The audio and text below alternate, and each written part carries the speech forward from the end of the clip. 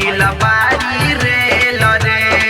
घूमियो के ना देखो तारी भैया के ने गेल रे भैया के ने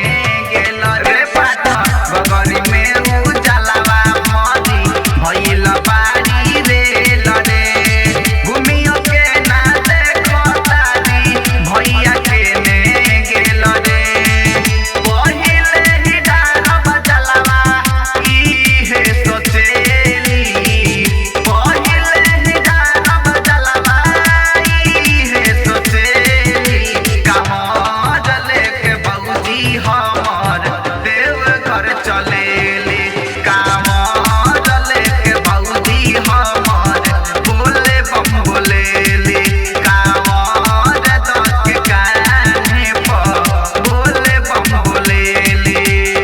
MS Recording Studio, Pokhariya Bazaar, Palsan Nepal। कहाँ लेके बौजी हमर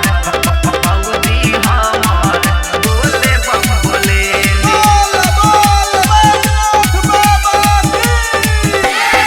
छोटू के उ साथ छोड़ली मुनी लाल के रहिया में उहो चलत बाड़ी घुंघटा उतार के बाड़ी घुंघटा उतार के छोटू के उ साथ छोड़ली मुनी लाल के रहिया में उहो चलत तारी घुंघटा उतार के अखिल से दीवाना से ना उहो डरेली अखिल से दीवाना से ना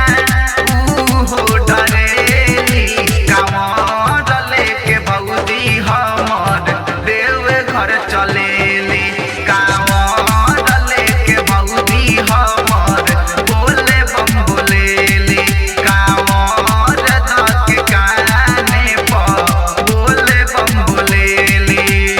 नाची गावत बौजी देवघर जाली भैया बसुर से नाही लजाली